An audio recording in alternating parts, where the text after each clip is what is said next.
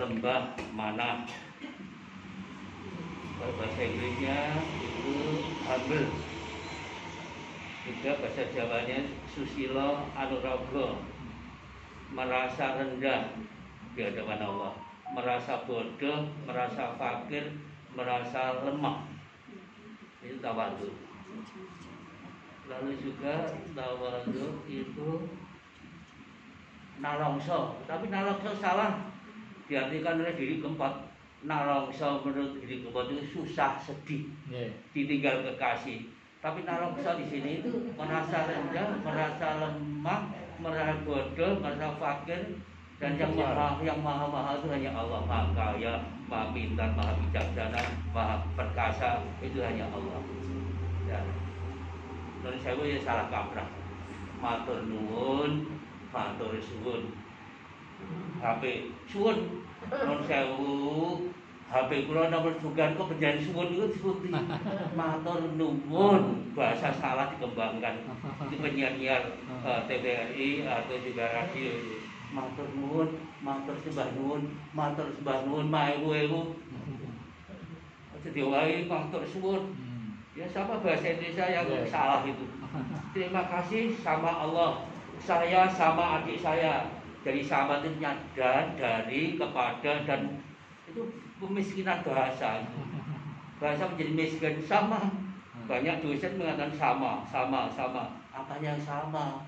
Sama. Terima kasih sama Allah. Saya dengan Allah itu beda kok sama. Sana Khalid kita makro. Saya itu tadi menanggapi mengenai masalah tawadhu. Atur suwun tambahannya, monggo barangkali ada yang mau tanyakan. Pak Irman? Ya. Assalamualaikum warahmatullahi wabarakatuh. Waalaikumsalam warahmatullahi wabarakatuh. Saya sering diskusi sama istri saya. Mungkin ini menanyakan ke Ustadz barangkali lebih pas lagi. Allah itu adalah zat yang Maha Esa dan tidak ada persamaannya. Jadi dengan manusia, dengan apapun tidak sama. Tapi kadang-kadang kita suka menyamakan Allah dengan kita seperti Allah melihat kita, kan mata kita. Allah merangkul, Allah tersenyum, Allah marah, itu kan sifat-sifat manusia. Nah, marahnya Allah itu bagaimana, atau merangkulnya Allah bagaimana, atau mungkin tersenyum juga Allah sama kita, itu seperti apa? Karena sifat-sifat kita manusia, sedangkan Allah lain dari semua yang ada di dunia atau di alam ini. Jadi Maha Tunggal, Maha Esa, tersendiri gitu. Jadi itu mungkin pertanyaan saya. Terus yang kedua, ini masalah sholat berjamaah. Kadang-kadang imam sudah membaca Allahu Akbar, lalu nggak lama baca Bismillah. Sedangkan kita kan kalau Allahu Akbar suka baca Allahu Akbar kabir, walhamdulillah katsira wa subhanallah wa ta'ala. Ini wajah itu kan agak lama, agak panjang. Itu imam tidak membaca itu atau memang itu sunat dibacanya atau wajib? Terima kasih. Terima kasih. Matur suwun Pak Irman. Yang pertama, bahwa sebelum masuk ke sini, bahasa itu punya keterbatasan di dalam menjangkau dan menjelaskan tentang apapun tentang Allah. Itu yang pertama. Termasuk di dalam menjelaskan tentang Allah atau kadang menyamakan secara kebahasaan dengan Allah Subhanahu wa Ta'ala. Tapi prinsipnya bahwa Allah punya sifat mukhalafatul lil hawadis. Mukhalafatu itu berbeda lil hawadisi. Itu dengan hawadis, dengan makhluk apapun itu berbeda. Jadi yang kita pikirkan tentang Allah itu ya sama sekali itu bukan Allah. Allah itu tidak bisa dipikirkan, tidak bisa dirasa, tidak bisa diraba. Itulah Allah yang tidak terjangkau dengan panca indera kita.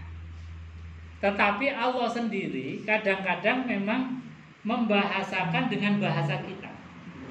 Jadi Allah seringkali sebagai pelajaran supaya kita gampang memahaminya, Allah seringkali membahasakannya dengan bahasa kita. Misalnya, ketika Allah mensifati Rasulullah SAW, Allah mensifati Rasulullah itu dengan sifatnya Allah. Jadi khuluq wa innaka la'ala khuluqin azim, kata Allah dalam Al-Qur'an. Wa innaka la'ala khuluqin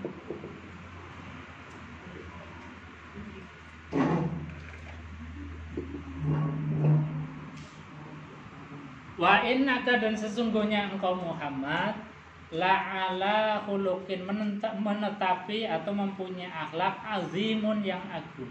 Azim itu kan sifatnya Allah. Dalam Al-Asmaul Husna itu kan Allah punya sifat azim. Jadi ini kan seolah-olah Allah menyamakan dengan dirinya. Jadi kalau kita Allah berarti berbuat syirik. Ini sebetulnya kata para ahli tafsir menjelaskan bahwasanya Allah dalam memuliakan Rasulullah Shallallahu Alaihi Wasallam, sampai-sampai dalam memuliakan Rasulullah menggunakan sifatnya Allah sendiri. Jadi dalam memuliakan bukan berarti Rasulullah Nabi Muhammad itu sepadan dengan Allah, enggak. Tapi takriman li Muhammadin sallallahu alaihi wasallam, hanya untuk memuliakan. Cuman karena kita itu keterbatasan kalimat bahasa, Allah sampaikan dengan tadi. Saking mulianya seolah-olah atau Allah membahasakan bahwa akhlaknya Rasulullah itu azimun. Azim itu sebetulnya akhlaknya Allah atau sifatnya Allah Subhanahu wa taala. Ada lagi misalnya, bahkan Allah itu lebih rendah di dalam satu kalimat, lebih posisinya di bawah dari makhluk.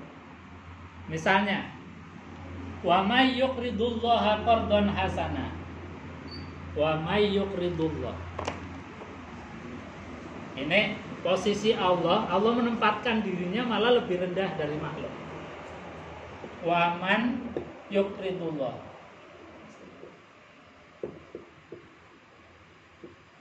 korban hasanah. Kata waman, dan barang siapa yuqridullah, memberikan pinjaman kepada Allah. Kira-kira orang yang memberikan pinjaman sama yang dikasih pinjaman lebih tinggi mana derajatnya? Yang memberi pinjaman. Yang memberi pasti lebih, sebagaimana Nabi mengatakan al yadul ulya khairun min yadis sufla, tangan di atas lebih baik daripada tangan di bawah. Allah membahasakan kepada orang yang ahli bersedekah, orang yang ahli berderma, suka membantu kepada sesama, membantu makhluknya Allah, itu seperti Allah itu dibantu. Barang siapa yang yuqridullah, memberikan hutangan kepada Allah Subhanahu wa taala. Maksudnya bahwasanya barang siapa yang membantu orang lain, makhluknya Allah. Bukan berarti Allah itu butuh sebetulnya. Tapi Allah sendiri malah membahasakan tadi. Jadi Allah seolah-olah butuh. Artinya apa? Bahwasanya Allah ingin memuliakan dengan semulia-mulianya posisi orang yang suka membantu, suka berderma. Bahkan sampai-sampai Allah itu seperti butuh terhadap mereka. Kalau ini masih lumayan lah, sejajar. Ini Allah seperti di bawah orang yang agnia atau orang kaya atau siapapun yang suka berderma.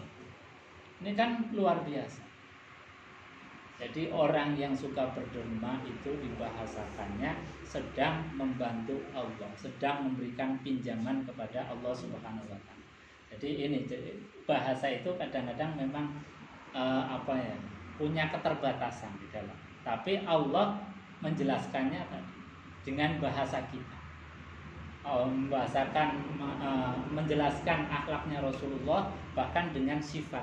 Bahkan dalam ayat ini Allah seperti inferior, di bawah orang yang memberi hutang. Ini makanya ketika misalnya di YouTube sering kan viral itu, misalnya nggak boleh sholawat naria, bahkan dikasih capture syirik. Nggak boleh sholawat tibil qulub karena ini seperti kita minta kepada Nabi. Itu sebetulnya bukan seperti itu. Jadi karena keterbatasan kalimat atau kita dalam bahasa mahabbah, bahasa cinta, itu kalimatnya ya seperti kalimat orang cinta itu kan enggak terbatasan, tapi tidak dalam rangka untuk menyekutukan Allah Subhanahu wa ta'ala. Ini yang pertama. Kemudian yang kedua tentang sholat. Ketika imam sudah membaca takbir Allahu Akbar, itu disunnahkan kalau dalam mazhab Imam Syafi'i itu bacaan dari doa iftitah itu sebagai sunnah. Artinya tidak menjadi rukun. Kalau tidak dibaca nggak apa-apa. Jadi kita bahas dari sisi saran hukum atau pendapatnya hukum Imam Syafi'i bahwa doa iftitah itu sunnah. Nah, doa iftitah itu yang mana? Ya monggo yang mana saja yang diajarkan oleh Rasulullah. Karena doa iftitah banyak. Ada kabira walhamdulillahi katsira subhanallahi bukratan wa asila. Inni wajjahtu wajhiya lilladzi fataras samawati wal arda hanifan muslima wa ma ana minal musyrikin sampai akhir. Ada lagi Allahumma ba'id baini wa baina khotoyaya kama ba'adta bainal masyriqi wal maghrib. Nah, yang paling bagus itu mana? Ya monggo terserah kita. Yang paling hafal.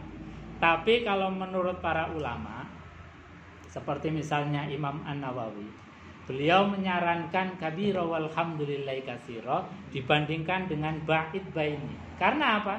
Di antara sirriyahnya, rahasianya. Karena doa iftitah kabira walhamdulillahi katsira wa subhanallahi bukratan wa asila, itu isinya hanya pujian sanjungan kepada Allah Subhanahu wa ta'ala. Enggak ada proposalnya, kita enggak ada. Doanya kita itu enggak ada. Dan itu sebetulnya puncak daripada syukur itu hanya muji, hanya muji, hanya muji. Beda dengan misalnya doa iftitah Allahumma ba'id baini wa baina, itu kan proposal kita. Doanya kita. Jadi Allahumma ba'id baini wa baina khotoyaya. Ya Allah, jauhkanlah antara aku dan kesalahanku kama ba'adta bainal masyriq wal maghrib, sejauh mungkin seperti jauhnya timur dan barat. Itu kan proposal kita. Jadi ada sifat hadzun nafsinya, ada sifat kepentingan kita. Meskipun itu boleh, wong Nabi itu juga ngajarkan. Tapi sekali lagi bahwa kenapa para ulama lebih milih yang kabira walhamdulillahi katsira, karena dari doa iftitah itu semuanya adalah pujian kepada Allah. Enggak ada yang hadzun nafsi, kepentingan kita. Nah, ini luar biasa. Makanya kita kalau membaca itu sebetulnya dahsyat sekali. Ini di kajian Nurul Ilmi tentang tadabbur bacaan Quran sudah kami terangkan. Doa iftitah saja sudah dahsyat. Kabira walhamdulillahi katsira. Jadi kabira maha agung, maha luhur Allah. Walhamdulillahi katsira, segala puji yang banyak. Jadi hanya muji-muji terus. Wa subhanallahi bukratan wa asila. Muji lagi. Maha suci Allah bukratan wa asila, baik pagi maupun petang. Wa subhanallahi bukratan wa asila. Inni wajjahtu. Kemudian berjanji kepada Allah. Wajjahtu lillazi fataras samawati wal ardh hanifan lima wa ma minal musyrikin inna salati wa nusuki wa mamati Alhamdulillahirabbil alamin. La syarika lahu